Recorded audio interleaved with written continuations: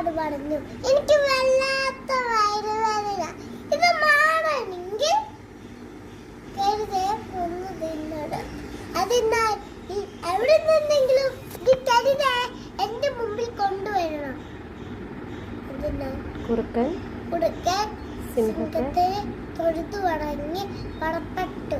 ദൂരെ ഗ്രാമത്തിൽ വെച്ച് അവനൊരു അരിക്കുകാരന്റെ കഴുതയെ കണ്ടുമുട്ടി.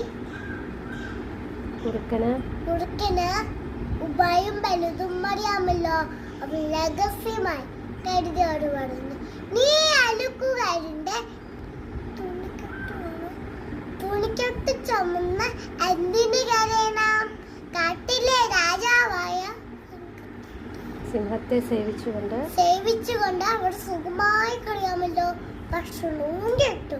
കുറുക്കന്റെ വാക്കുകളിൽ മയങ്ങിപ്പോയി.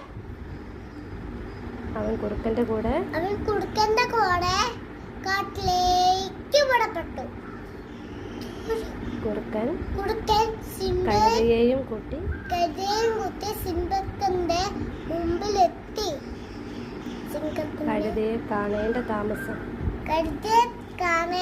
താമസം സിംഹം കഴുതയുടെ നേരെ കുതിച്ചെത്തി.